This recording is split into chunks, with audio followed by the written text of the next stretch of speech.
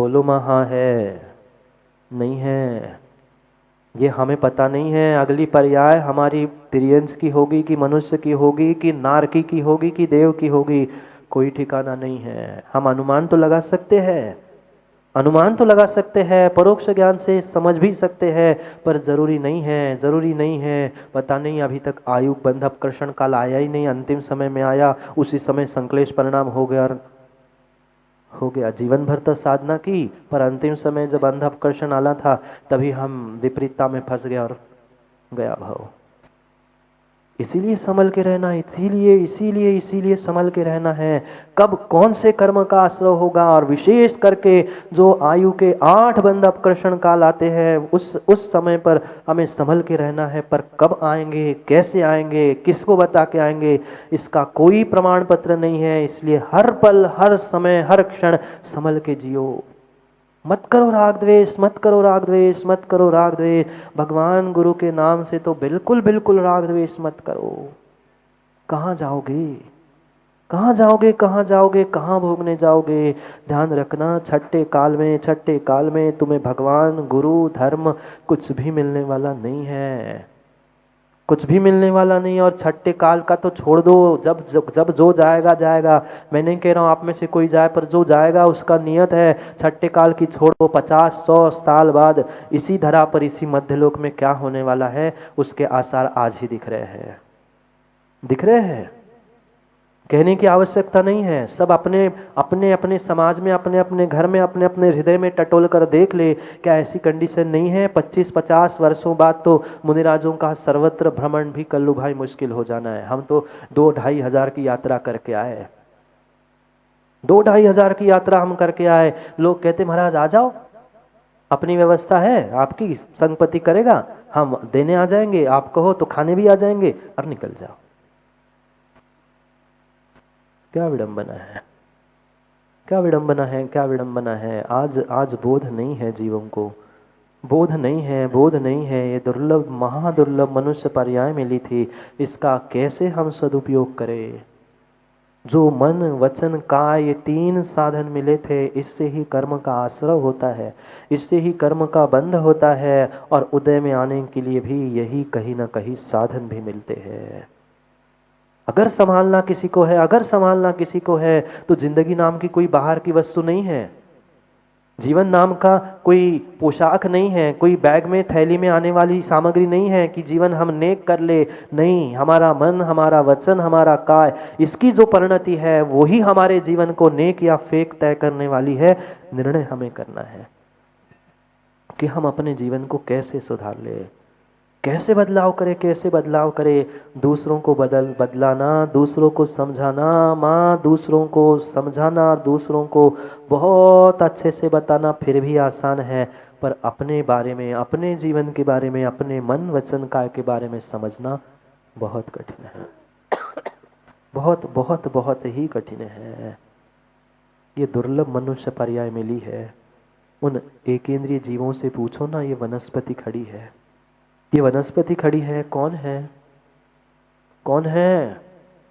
कोई कोई कोई सुबोध जी पापी नहीं है, ये एकेंद्रीय है वनस्पति। जितने जितने ये डालीगंज में वनस्पति पेड़ खड़े हैं ना, ये कुछ कुछ धर्म कार्य तो उन्होंने किया था, कुछ पुण्य भी किया था, पर पुण्य करते समय, धर्म करते समय कहीं ना कहीं उन्होंने छल कपट किया था, मायाचारी की थी। उसका फल पुण्य का फल रूप वह मंदिर के परिसर में खड़े हैं, और पाप का फल, मायाचारी का फल तिर्यंच पर्याय को प्राप्त कर रहे हैं। आप चाहते हैं ना ऐसा ही, आप चाहते हैं ना ऐसा ही।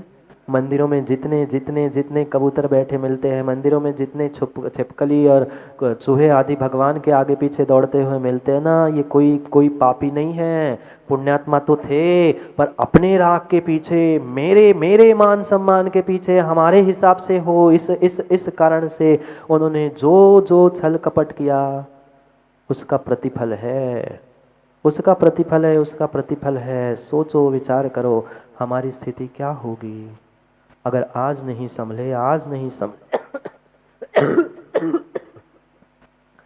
आज नहीं संभले तो आगे संभालने मिले कोई नहीं मिलेगा, संभालने वाला समझाने वाला कोई नहीं मिलेगा।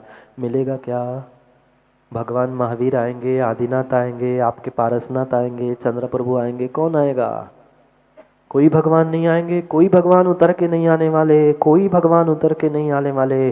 भगवान की प्रतिमूर्ति रूप निर्ग्रंथ गुरु समझा रहे हैं, समझ जाओ समझ जाओ। और पुनः पुनः पुनः पुनः पुनः पुनः ध्यान रखना, करुणा है गुरु के अंदर, करुणा है। कल परसों भी पढ़ा था, जो साधु जो सज्जन है उनके भीतर कूट कूट के करुणा भरी है। इसलिए उपदेश दे रहे हैं, संभल जाओ। और नहीं संभलो तो फिर यथागति तथामति, और यथामति तथागति। जो जैसा करेगा उसको वैसा फल मिलेगा। ये मात्र हमारे जैन दर्शन का सिद्धांत नहीं है। रामचंद्र मानस में जाके देख लो, उनके और 18 पुराणों में खोज कर देख लेना, सबका यही सिद्धांत है, जो जस करही तो तस फल चाखा। जो जैसा करता है उसको वैसा ही फल मिलता है। हम दूसरों को दुख देंगे, दूसरों को परेशानी खड़ी करेंगे, हम दूसरों को कार्यों में विघ्न करेंगे, आज नहीं तो कल जब कर्म उदय में आएगा ना, तो मुंह दिखाने के भी लायक नहीं बचोगे। विचार करना। मैं कुछ नहीं कह रहा हूं, अब क्या करूं जागे जी, ऐसे श्लोक ही आ जाते हैं। 15 नंबर का श्लोक पढ़ना है। काम कुमार नंदी यही बात समझा रहे हैं, तुम जैसा करोगे ना ज्ञानी, वैसा ही आपको फल मिलेगा, चाहे अच्छा हो चाहे बुरा हो। जो तुम्हारी परिणति है मन की, वचन की और काय की, बिल्कुल वैसा ही तुम्हारे लिए कभी खुशी, कभी गम, कभी सुख, कभी दुख प्राप्त होने की संभावना है। अन्य कोई करता उसका जीवन का है ही नहीं है। आप जैसे कलाकार हो जीवन के, वैसा ही फल आपको मिलने वाला है, वैसा ही फल आपको मिलने वाला है। इसलिए सोच समझकर विचार करते हुए निर्णय कर लेना कि हमें अपने जीवन को किस तरह मोड़ना है। हम जीवन को नहीं, हम दूसरों को मोड़ने के लिए तैयार है, पर अपने मन वचन काय को मोड़ने तैयार नहीं है। हम अपनी करतुती तो सुधार नहीं रहे हैं, अपनी हरकतें तो सुधार नहीं रहे हैं, और फिर कोई कुछ कहे सो मिर्ची लगती है। अब क्या करे भाई? हाँ, आप अपनी करतुती तो सुधारो।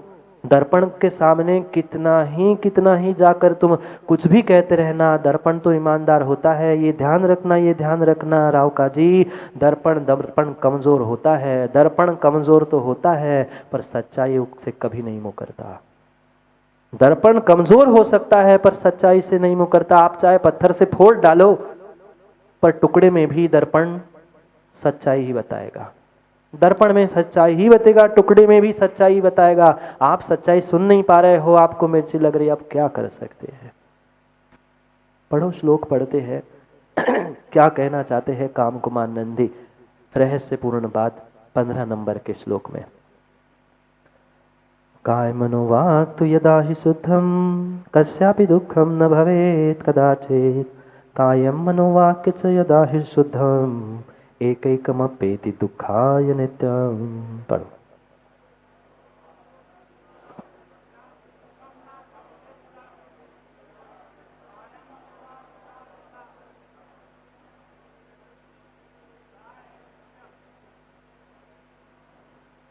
काय, मन और वाक, मतलब मन, वचन और काय। जो मुख से बोल रहे हैं ये वचन है, अंदर जो भाव उत्पन्न हो रहे हैं वह मन के है, और शरीर से जो कार्य हो रहा है वह काय है। ये ध्यान रखना। भले ही आपका इंटेंशन अच्छा हो, भले ही आपका इंटेंशन अच्छा हो, पर शरीर से आपने विकृति को प्राप्त किया है तो काय से पाप का आश्रय होगा। यहाँ यही समझा रहे, काय मन वचन काय तीनों यदा ही शुद्धम, अगर ये तीनों शुद्ध है, कस्यापि दुखम न भवेत् कदाचित, आपके जीवन में कभी दुख आ ही नहीं सकता। अगर आपका मन, आपका वचन, आपकी काय शुद्ध है तो। और हमें दुख मिल रहा है, हमें संकट परेशानी आ रही है, इसका अर्थ क्या हुआ माँ? दुख आ रहा है, संकट आ रहे हैं, परेशानी आ रही है, इसका अर्थ क्या हुआ? हमारा अभी मन वचन काय शुद्ध नहीं है। और शुद्ध तो छोड़ो, शुभ भी नहीं है। शुद्ध तो बहुत दूर की बात है, शुभ भी नहीं है। हम देवशास्त्र गुरु के पास जहाँ शुभ आश्रय करना था वहाँ भी बैठकर अपने मन को शुभ और अपने विचारों को, अपने शरीर को शुभ नहीं कर पा रहे, शुद्ध नहीं कर पा रहे हैं। धिक्कार है जैन कुल में जन्म लेके भगवान की झूठी झूठी मन्नतें मांगना। वहां तो भगवान के सामने वहां शांति धारा के लिए लड़ते हुए कह रहे हैं कि विनय जी कह दो आप ही का नाम लेता, बुरा नहीं मानना। पर ऐसे भी जीव है शांति धारा करते हुए तो कह रहे हैं संपूजका नाम, प्रतिपालका नाम, यतीन्द्र सामान, तपोधना नाम। किससे कह रहे हैं? भगवान से तो मन्नत मांग रहे हैं और बाहर कोई मिल जाए फिर देखो घमासान।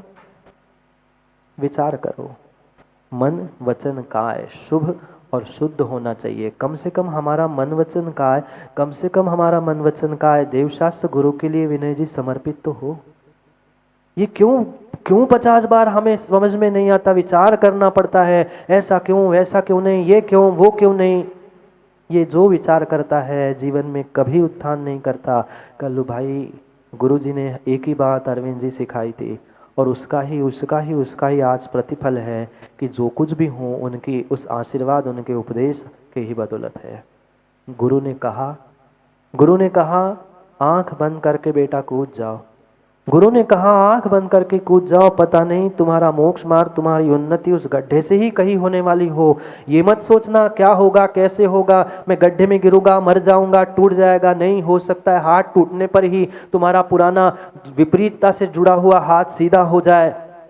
गुरु ने कहा आंख मीच कर मानना चाहिए और गुरु की बात, गुरु की आज्ञा का आंख मीच कर मानने का ही ये प्रतिफल है कि आज मैं कुछ ये उपदेश आदि आप सबको देने का पुरुषार्थ कर पा रहा हूं। ऐसा समर्पण चाहिए। और जो ये मन वचन काय मिले हैं ना ज्ञानी, इसका ही सदुपयोग करना चाहिए। मन वचन और काय जो मेरे विचार है, विचार करना, कितने शुभ शुद्ध विचार हम दिन भर में करते हैं। विचार कह रहा हूं, शरीर से तो पाप खुलेआम नहीं कर पाते हैं, उसे एकांत खोजते हैं, पर मन में क्या कुछ नहीं सोचते। वचनों से भी अकेले में क्या कुछ नहीं बोल देते, ऐसा सुनाऊंगा, ये कहूंगा, ये बातें, वो बातें, पर समझ नहीं पा रहा है कस्यापि दुखम न भवेत्। अगर तुमने अपने मन वचन काय को संभाला है तो आपको दुख नहीं हो सकता। और दुख है, कष्ट है, परेशानी है, मतलब आप अभी अपने मन को शुभ और शुद्ध नहीं कर पाए, बिल्कुल नहीं कर पाए। और पुनः यही बात इसलिए कह रहे कायम मनोवाकाय च यद ही अशुद्धम। अगर मन वचन काय आपके अशुद्ध ही है, आपका अभिप्राय अशुद्ध ही है, एकैकमप्येति दुखाय नित्यम, एक एक से नित्य ही आपको दुख ही मिलेगा। तीनों से नहीं, एक से भी।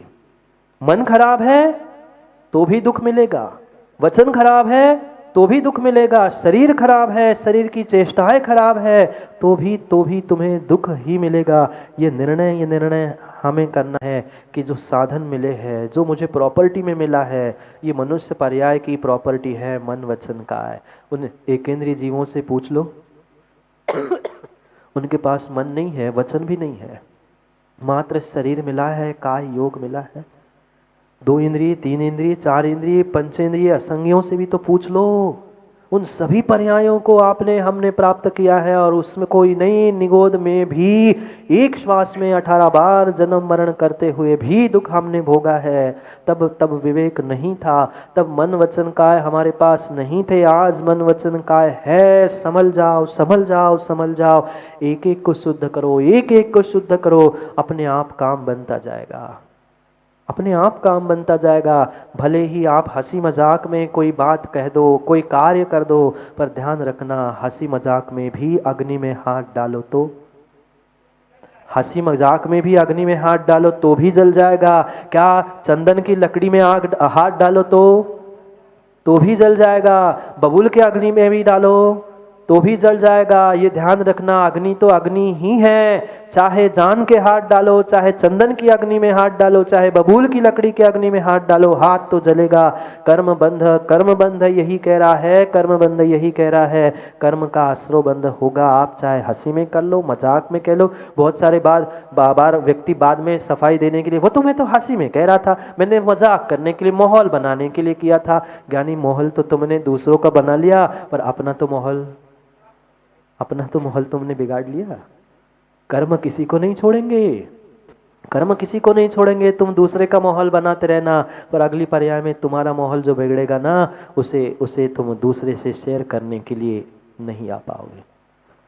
नहीं आ पाओगे। इसलिए ध्यान रखो, ये मन, ये वचन, ये काय, तीन जो प्रॉपर्टी मिली है, ये प्रॉपर्टी मात्र संगी, पंचेंद्रिय और विशेष करके मनुष्य आपको मिली है, आपको मिली है, आपको मिली है। उसे उसे उसे आप उस प्रॉपर्टी की देखभाल करो।